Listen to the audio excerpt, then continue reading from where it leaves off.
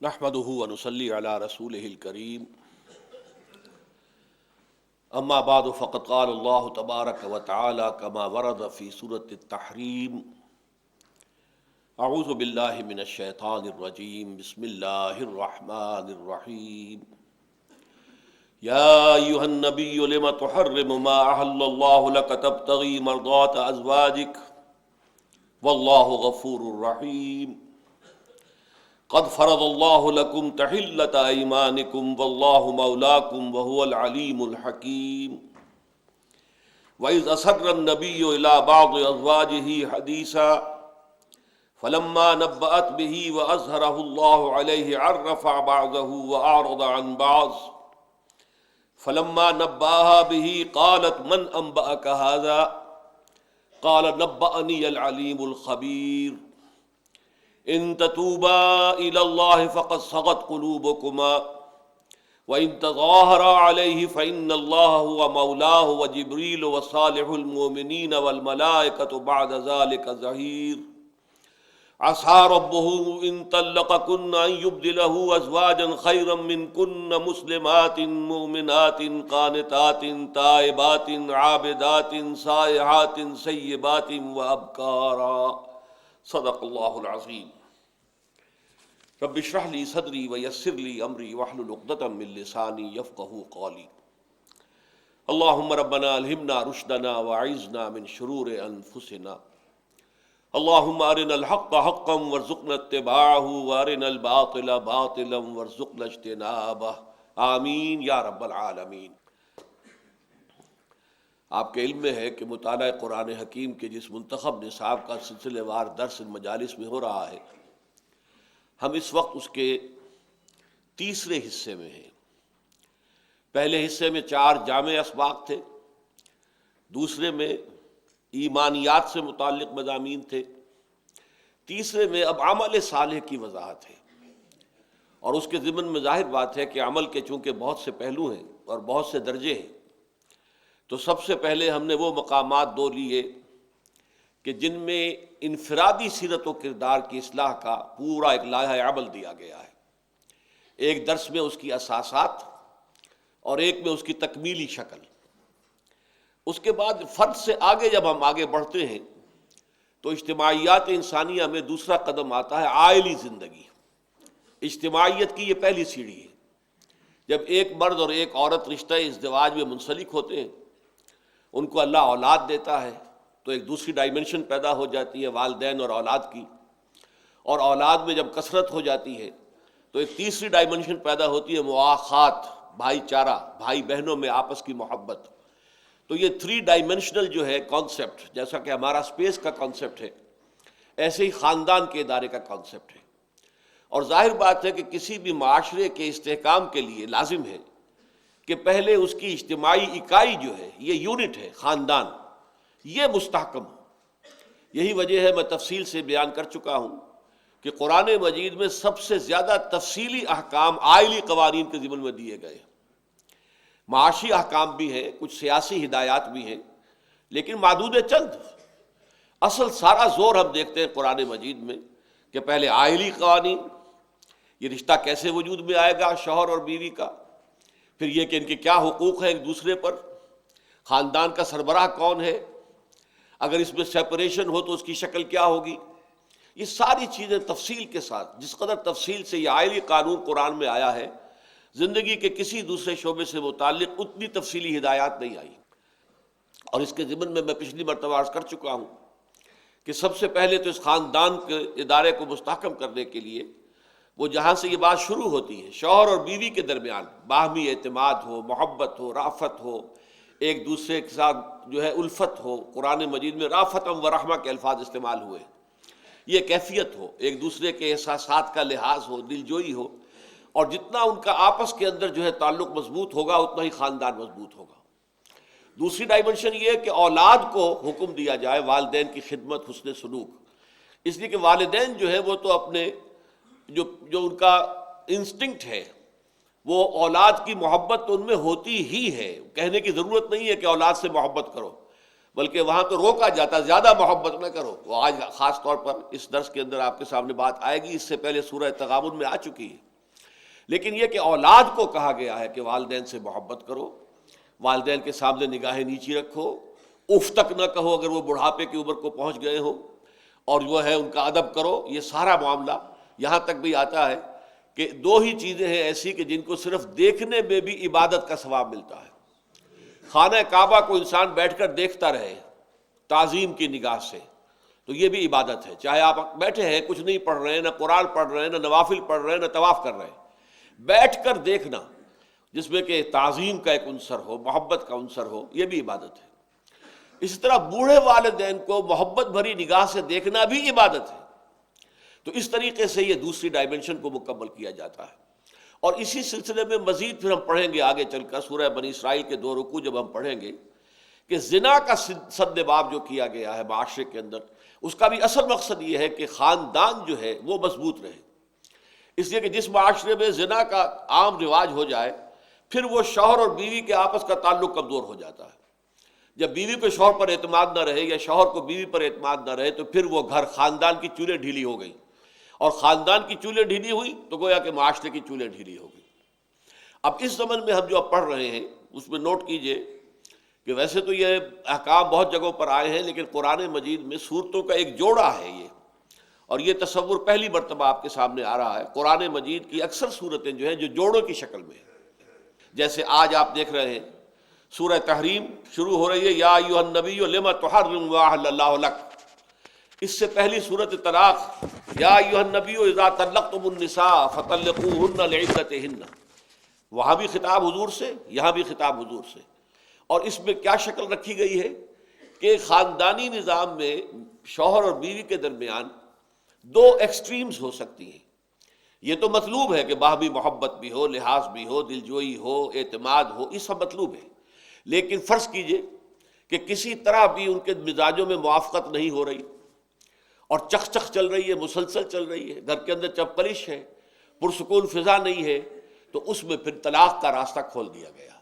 کہ لازماً یہ بندھن ایسا نہیں ہے کہ ایک دفعہ بندھ گیا ہے تو کوئی صورت ہی نہ ہو اس کے ختم ہونے کی، بجائے اس کے کہ آپ ساتھ بھی رہے اور چخ چخ بھی چلتی رہے، لیکن یہ کہ اس کی بجائے یہ کہ بہتر ہے کہ راستہ کھول دیا طلاق کا۔ اگرچہ یہ کہہ دیا گیا کہ طلاق جو ہے حلال چیزوں میں اللہ کو سب سے زیادہ ناپسند ہے، ابغض الحلال عند اللہ الطلاق، کوشش پوری کرو، لیکن یہ کہ اگر بات نہیں بنتی ہے تو ٹھیک ہے، ہو سکتا ہے کہ اللہ تعالیٰ یغنی اللہ کلا من سعتہ وکان اللہ واسعا حکیما، ہو سکتا ہے شوہر کے لیے بھی اللہ کوئی بہتر انتظام کر دے، بیوی کے لیے بھی۔ دوسری انتہا کیا ہے؟ وہ یہ ہے کہ محبت اتنی بڑھ جائے کہ محبت کی وجہ سے اور ان کے خیالات کی زیادہ پذیرائی کی وجہ سے انسان شریعت کی حدود سے تجاوز کر جائے، اور اس میں اس کا ہم پڑھ چکے ہیں سورہ تغابن میں کہ اس شکل میں تو یہ محبت نہیں، عداوت ہے۔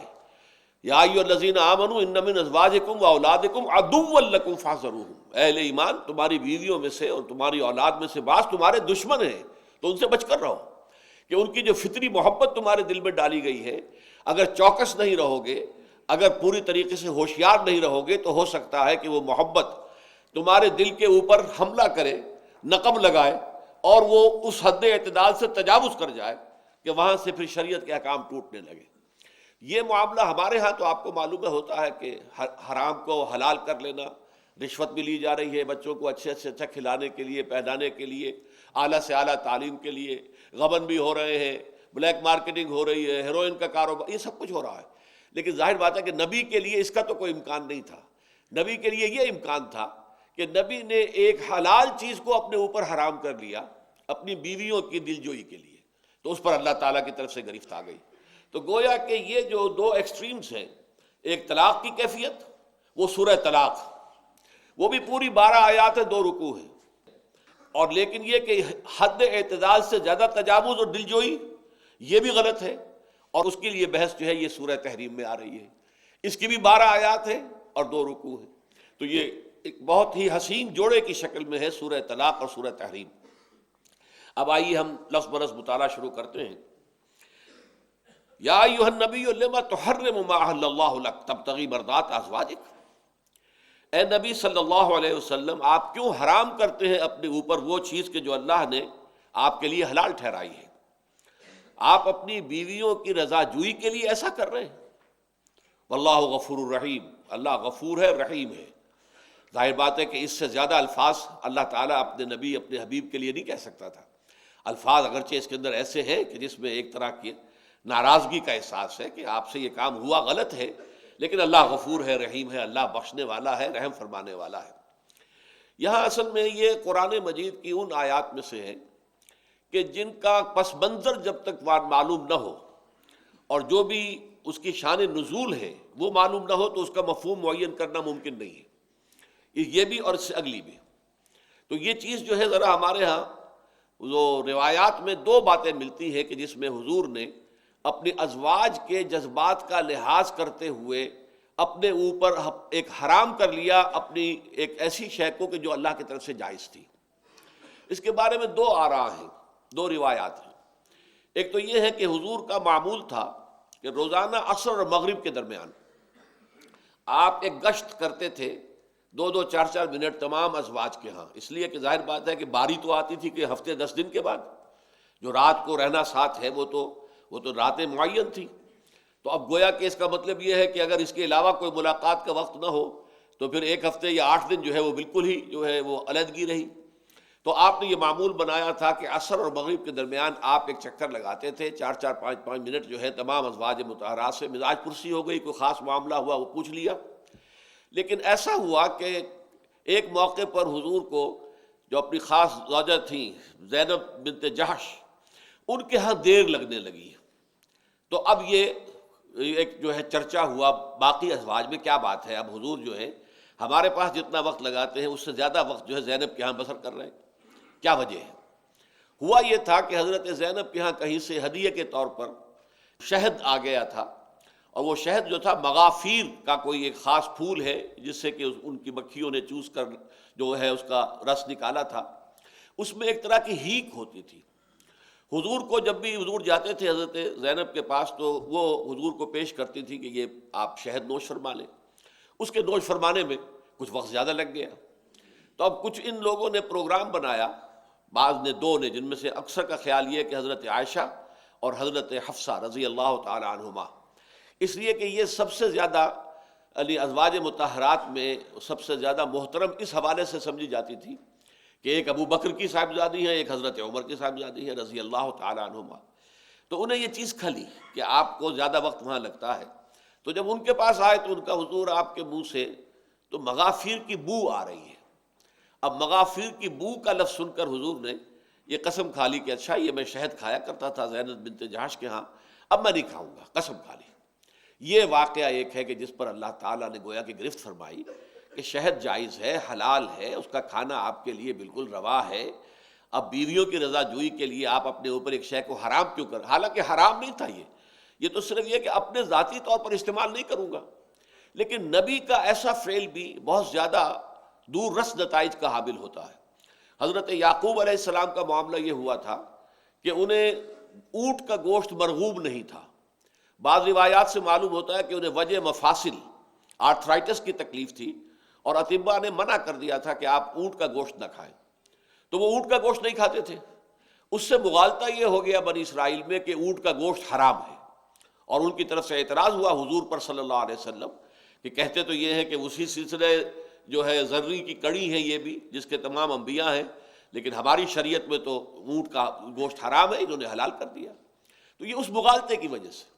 لہذا یہاں پہ اللہ تعالیٰ نے فوراً روک ٹوک کر دی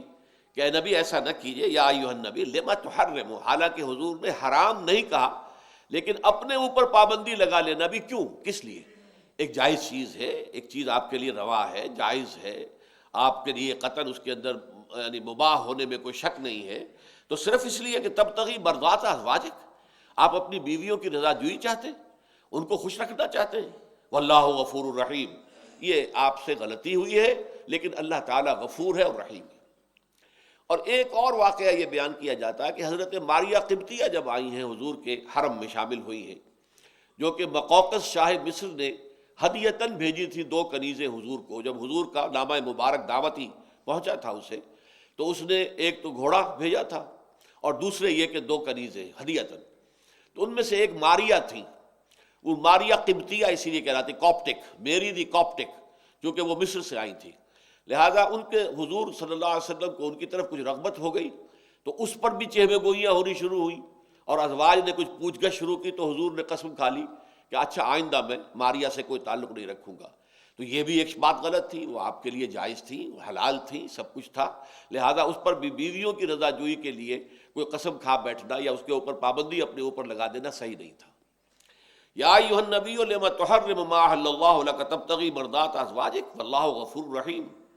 قد فرض اللہ لکم تحلۃ ایمانکم۔ یہاں ہمارے دور حاضر کے مفسرین میں سے ایک نے بہت بڑی ٹھوکر کھائی ہے۔ قد فرض اللہ لکم کا ترجمہ کیا ہے کہ تم پر لازم کر دیا ہے اللہ نے اپنی قسموں کو کھولنا، حالانکہ یہاں فرض علیکم نہیں ہے، فرض لکم،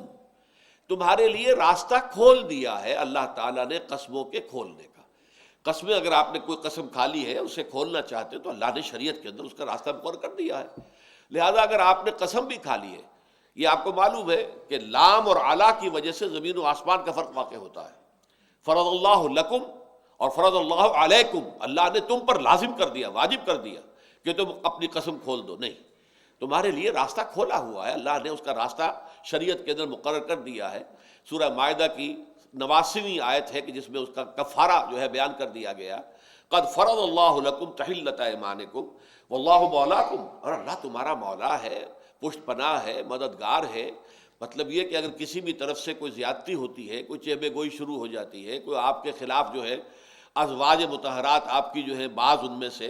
وہ کوئی جتھا بندی کر لیتی ہے، تو اللہ تعالیٰ مولا ہے، آپ کا رفیق ہے، آپ کا نگہبان ہے، آپ کا پشت پناہ ہے، آپ کا حامی ہے، مددگار ہے، وَهُوَ العلیم الحکیم، اور وہ سب کچھ جاننے والا ہے اور کمال حکمت والا ہے۔ اب دوسرا واقعہ آ رہا ہے، وَإِذْ أَسَرَّ النَّبِيُّ إِلَىٰ بَعْضِ أَزْوَاجِهِ حَدِيثًا،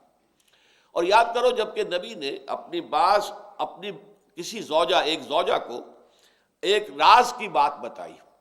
اسرہ یہ وہی ہے جو میرے نام سے فعل ماضی بنے گا، اسرار کے سر سے بنا ہے یہ۔ تو اسرار کے معنی یہ بھی ہے کسی چیز کو چھپانا، اور اسرار کے معنی یہ بھی ہے کسی شے کو راز کے طور پر کسی کو بتانا، اور عجیب بات یہ کہ اسرار کے معنی یہ بھی ہے کہ بھید کو کھول دینا۔ یہ یعنی دو طرفہ اس لفظ کے معنی ہے۔ ایک زمانے میں میرے نام پر بھی، جیسے مولانا مودودی مرحوم کے نام کے بارے میں بڑے جو ہے بہت سی بحثیں اٹھی تھی کہ ابو الاعلیٰ، اعلیٰ کے باپ کیسے ہو گئے، یہ اعلیٰ تو اللہ ہے، تو اللہ کے باپ کیسے ہو گئے؟ تو یہ بھی اصل میں ایک بڑی ہی یوں سمجھیے کہ بہت ہلکی قسم کی بحثیں تھی جو ہمارے ہاں کبھی ہوتی رہی، تو میرے نام پر بھی ہوئی تھی بہت، تو پھر میں نے تحقیق کی تو اسرہ یسر اسرارا 3 معنی دیتا ہے۔ یہاں اس کے معنی کیا ہے؟ اذ اسر النبی الی بعض ازواجہ حدیثا، جب بطور راز بتائی نبی نے اپنی ایک اہلیہ کو ایک بات، فلما نبات میں ہی، تو جب انہوں نے اسے ظاہر کر دیا، وَأَظْهَرَهُ اللَّهُ عَلَيْهِ، اور اللہ نے اس کو ظاہر کر دیا نبی پر، یا نبی کو حاوی کر دیا اس پر، یعنی نبی کے علم بات اللہ تعالیٰ کی طرف سے آ گئی۔ اب یہاں ایک نکتہ ہے باریک سا، اگرچہ ہم اس طرح کی بحثوں میں زیادہ پڑھا نہیں کرتے، لیکن دیکھیے یہ گھریلو معاملے کی بات ہے، اس میں بھی اشارہ ہو رہا ہے کہ حضور کو از خود معلوم نہیں ہوا، اللہ کے بتانے سے معلوم ہوا۔ غیب کا علم حضور کو از خود حاصل نہیں ہو سکتا تھا، غیب کا علم اللہ دیتا تھا تو وحی کے ذریعے سے جو چیز بھی ظاہر کر دے، یہ اس کا اختیار ہے، ہم اس کے اوپر کوئی حد بندی بھی نہیں لگا سکتے۔ اللہ نے کیا کچھ دیا حضور کو، کیا نہیں دیا، اس کی کوئی ہمارے پاس جو ہے اس کا حساب کتاب ہم نہیں کر سکتے، لیکن یہ کہ ثبوت مل رہا ہے کہ یہ بات کہ آپ کی اس زوجہ محترمہ نے وہ بات جو ہے راز کسی اور کو بتا دی ہے، یہ اللہ نے بتائی۔ وَإِذْ أَسَرَّ النَّبِيُّ إِلَىٰ بَعْضِ أَزْوَاجِهِ حَدِيثًا فَلَمَّا نَبَّأَتْ بِهِ، جب انہوں نے اس کو کھول دیا، بتا دیا کسی کو، یہاں یہ نہیں بتایا کس کو بتایا، أَظْهَرَهُ اللَّهُ عَلَيْهِ، اور اللہ نے نبی کو مطلع فرما دیا اس پر، عَرَّفَ بَعْضَهُ، تو حضور نے جتلا دیا اس کا کچھ حصہ، وَأَعْرَضَ عَنْ بَعْضٍ، اور کچھ سے آپ نے گویا کہ ایک طرح سے نظر جو ہے ہٹا لی، اپنی صرف نظر کیا۔ فلما نبأہا بہ، جب حضور نے جتلایا اپنی ان زوجہ کو کہ یہ میں نے تم سے راز کی بات کہی تھی اور تم نے یہ راز کھول دیا، تم نے غلط کیا ہے۔ حالانکہ بیویوں کے لیے جو اوصاف آئے ہیں سورہ نساء میں، تو وہاں پہ الفاظ خاص طور پر یہ آئے ہیں، حافظات للغیب، الرجال قوامون علی النساء، تمام جو مرد ہیں وہ عورتوں کے اوپر حاکم ہیں، فالصالحات قانتات حافظات للغیب، تو یہ غیب کے، چونکہ ظاہر بات ہے کہ شوہر اور بیوی کے درمیان اتنا قرب ہوتا ہے کہ شوہروں کے راز بیویوں کے معلوم ہوتے ہیں، ان کی کمزوریاں ہیں تو وہ بھی بیویوں کے علم میں ہیں، لہذا اس میں ایک رازداری کا معاملہ جو ہے خاندانی زندگی کے اندر بہت ضروری ہے۔ فلما نبأہا بہ، تو جب حضور نے ان کو جتلا دیا کہ تم نے تو یہ تمہارا راز، تم نے غلطی کی ہے، یہ راز کھول دیا، قالت من انبأک ھذا، تو انہوں نے بجائے اس کے کہ معذرت خانہ روش اختیار کریں، شرمندگی ہو، تو جیسے ہوتا ہے عام طور پر میاں بیوی کے اندر جو بے ساختگی ہوتی ہے، بے تکلفی ہوتی ہے، تو فوراً کہا آپ کو کس نے بتایا، یعنی یہ کہ یہ ایک دم یہ ذہن گیا کہ میں نے جس دوسری زوجہ محترمہ کو یہ بات بتائی ہے شاید انہوں نے یہ بات کی ہے، ان کی طرف سے خیانت ہو گئی۔ ہوتا ہمیشہ یہی ہے، اور عورتوں میں خاص طور پر، کہ دیکھو میں تم سے کہہ رہی ہوں کسی اور سے نہ کہنا، اب وہ آگے کہے گی دیکھو میں تم سے کہہ رہی ہوں کسی اور سے نہ کہنا، اور ہو سکتا ہے کہ ہوتے ہوتے پھر وہ جو پہلا جہاں سے معاملہ چلا تھا پھر وہیں پہنچ جائے کہ یہ میں تم سے کہہ رہی ہوں، خاص میرا تمہارا تعلق ہے، تم آگے کہیں نہ کہنا۔ یہ بات جب جو ہے اس طرح ہوئی تو انہوں نے بجائے اس کے کہ شرمندگی ہوتی، تو ایک خاص یوں سمجھیے کہ اور یہ وہی جو ایک بے تکلفانہ تعلق شوہر اور بیوی کے درمیان ہوتا ہے، اس میں بعض اوقات مولانا مودودی ایک لفظ لکھ گئے تھے جس پر علماء نے بڑی گرفت کی ہے، حالانکہ ایسی بات نہیں ہے، کہ ذرا شوخ انداز تھا یہ،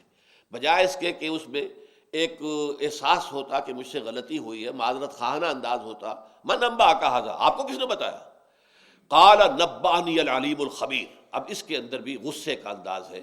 حضور نے فرمایا مجھے اس نے بتایا ہے جو علیم اور خبیر ہے، جو سب کچھ علم رکھنے والا ہے اور جو ہر شے سے باخبر ہے۔ ان تتوبا الی اللہ فقد صغت قلوبکما، اب یہ ان دونوں سے خطاب ہو رہا ہے، ازواج سے۔ عام طور پر یہی خیال ہے کہ یہ حضرت عائشہ اور حضرت حفصہ رضی اللہ تعالی عنہما یہ دونوں تھے، حضرت عائشہ اور حضرت حفصہ، اور ان کے درمیان بہت ہی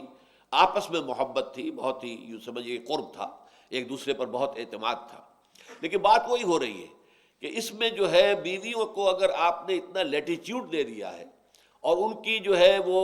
ان کی دل جوئی جو ہے اس حد تک آپ کر رہے ہیں کہ ان میں ایک ایلیمنٹ جو ہے شوخی کا پیدا ہو رہا ہے، تو یہ بھی درست نہیں ہے۔ اس کے لیے کہ خاندان کے ادارے کو مضبوط رکھنے کے لیے جو سنجیدگی ضروری ہے اس کو برقرار رہنا چاہیے۔ ان تتوبا الی اللہ، اب اگر تم دونوں اللہ کی جناب میں توبہ کر لو، فقط صغت قلوبکما، تو تمہارے دل تو مائل ہو ہی چکے ہیں۔ یہ ذرا یہاں پر نوٹ کیجئے، یہاں خاص طور پر اہل تشیع نے اس سورہ مبارکہ کی تفسیر میں، کیونکہ ان کے اندر ایک بغض ہے خاص طور پر حضرت عائشہ سے رضی اللہ تعالی عنہ، پھر حضرت حفصہ حضرت عمر کی صاحبزادی ہیں اور حضرت عمر ان کے نزدیک مبغوض ترین انسان ہیں، اس حوالے سے انہوں نے اس سورت کی تفسیر کرتے ہوئے جو ہے بہت دور دور تک پہنچ گئے، تو انہوں نے کہا کہ ان تتوبا الی اللہ فقد صغت قلوبکما، اگر تم اللہ کی جناب میں توبہ کرو تو تمہارے دل تو گناہ آلودہ ہو چکے ہیں، یہ ترجمہ کیا ہے۔ اس پر بہت عمدہ بحث لکھی ہے مولانا حمید الدین فرائی رحمۃ اللہ علیہ نے، کہ اگر تم اللہ کی جناب میں توبہ کرو تو تمہارے دل تو پہلے ہی مائل ہو چکے ہیں، دل میں تو احساس ہو چکا ہے غلطی ہوئی ہے، دونوں سے غلطی ہوئی ہے، لیکن یہ کہ اس کے اندر جو ہے وہ ابھی ایک وہی پہلو جو ہے وہ ناز والے نیاز کیا جانے، بیوی کو جو اپنا ایک ہوتا ہے ایک اعتماد شوہر کے اوپر، اور اس کے اندر جو ایک بے تکلفی ہوتی ہے، تو بجائے اس کے کہ مانگ لیں معافی چاہیں حضور سے بھی، اللہ سے بھی استغفار کریں، اس کے بجائے یہ ہے کہ وہ خاموشی اختیار کر رہی ہیں، معذرت کرنے میں جو ہے وہ زبان نہیں کھل رہی، تو اس یہ ترجمہ ہے ان تتوبا الی اللہ، اگر تم دونوں اللہ کی جناب میں توبہ کرو تو فقط صغت قلوبکما، تمہارے دل تو مائل ہو ہی چکے ہیں، ان کے اندر پیدا ہو چکی ہے پشیمانی، جو توبہ کا اصل جو جوہر ہے میں پہلے بیان کر چکا ہوں سورۃ الفرقان کے آخری رکوع کے ضمن میں، کہ توبہ کا آغاز کیا ہے، اپنے کیے پر پشیمان ہو جانا، نادم ہو جانا، یہ نقطہ آغاز ہے۔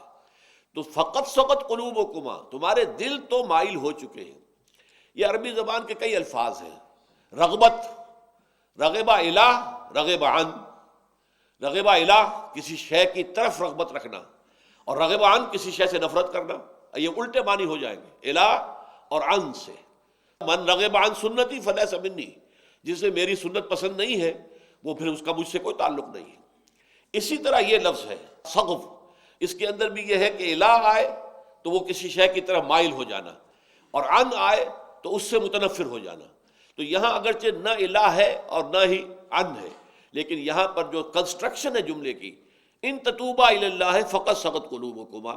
ورنہ تو پھر یہ کہ یہاں پہ آگاہ آنا چاہیے تھا کہ خبر کیا ہے، ان تتوبا الی اللہ ہے، اگر تم دونوں توبہ کرو اللہ کی جناب میں، اور تمہارے دل تو گناہ آلود ہو ہی چکے ہیں، تو اب آگے کیا، پھر تم توبہ کرو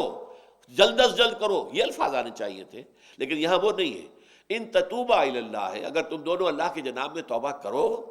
اور فقط سقط کو تو تمہارے دل تو پہلے ہی مائل ہو چکے ہیں، تمہیں غلطی کا احساس ہو گیا ہے، تمہیں ندامت ہو گئی ہے، تو تم یہ کہ زبان سے بھی کہو، اپنی غلطی کا اعتراف بھی کر لو، اور حضور سے بھی معافی چاہو، اللہ سے بھی معافی چاہو. وَإِن تَظَاهَرَا عَلَيْهِ، اور اگر تم دونوں نے جتھا بندی کی حضور کے خلاف، یعنی اپنی اسی ناز والے نیاز کیا جانے اسی کیفیت کے اندر جو ہے وہ اڑی رہ گئی، فَإِنَّ اللَّهَ، اب یہاں پر بڑی سخت جو ہے وہ تنبیہ کے الفاظ ہیں. ظاہر بات ہے کہ قرآن مجید میں بعض اوقات حضور کی طرف بھی الفاظ ایسے ہوتے ہیں تخاطب کے اندر کہ بہت سخت ہوتے ہیں، جن کا کہ ہم ترجمہ کرتے ہوئے بھی گھبراتے ہیں. ظاہر بات ہے اللہ کا معاملہ ہے. اب الرب رب وَإِن تنزل والعبد عبد وَإن ترقى، بندہ کتنا ہی بلند ہو جائے، کتنا ہی بلند ہو جائے، کتنا ہی بلند ہو جائے، بندہ تو رہے گا نا. اور اللہ کتنا ہی نزول جلال فرما لے، کتنا ہی نزول جلال فرما لے، کتنا ہی نزول فرما لے، وہ اللہ ہے، وہ خدا ہے، وہ مالک ہے، رب ہے. تو وَإِن تَظَاهَرَ عَلَيْهِ، تظاہرہ کہتے ہیں، ظاہر کہتے ہیں پیٹھ، اور تظاہرہ جو ہے وہ ہے پیٹھ سے پیٹھ ملا کر کسی کام کے لیے کھڑے ہو جانا. تو یہ مظاہرہ جو ہمارا ہوتا ہے، لوگ جمع ہو گئے کسی شے پر مظاہرہ، وہ یہی سے ہے. ان تظاہرہ علیہ، اگر تم ان کے خلاف، اب دیکھیے یہاں علی آ گیا، خلاف کے لیے آئے گا علی. ان تظاہرہ علیہ، اگر ہمارے نبی کے خلاف تم محاذ آرائی کرو گی، فإن اللہ هو مولاہ، تو اللہ ان کے مولا ہے، اللہ ان کا دمساز ہے، رفیق ہے، پشت پناہ ہے. وجبریل، اور جبرائیل بھی ہے، وصالح المومنین، اور تمام صالح اہل ایمان، والملائکۃ بعد ذلک ظہیر، اور پھر اس کے بعد سارے کے سارے ملائکہ بھی ان کے پشت پناہ ہیں. تو گویا کہ یہاں پر وہ جو ایک تعلق ہونا چاہیے شوہر اور بیوی کے مابین، اس میں ذرا سا تجاوز کہ دل جوئی ذرا اتنی بڑھ گئی. حضور کی طبیعت میں رافت اور رحمت تھی، بہت نرمی تھی، بہت شفقت تھی. اسی لیے قرآن مجید میں 2 جگہ آپ سے کہا گیا ہے منافقوں پر آپ سختی کیجئے، سختی کیجئے، سختی کیجئے. یا ایھا النبی، اے نبی، جاہد الکفار والمنافقین واغلظ علیہم، سختی کیجئے ان پر. لہٰذا یہ کہ یہ جو آپ کی طبیعت کی نرمی تھی، اس کی وجہ سے اگر کچھ ازواج مطہرات کے اندر، میں پھر وہی لفظ استعمال کر رہا ہوں، کچھ شوخی پیدا ہو رہی تھی، تو اس کو بھی ٹوک دیا گیا کہ نہیں، خاندان کے مقدس ادارے کے اندر یہ چیز بھی نقصان دہ ہے، اور یہ بھی اس کی چولوں کو ڈھیلا کر دینے والی ہوگی، لہٰذا اس سے بچو. بارک اللہ لی ولکم فی القرآن العظیم ونفعنی وإیاکم بالآیات والذکر الحکیم.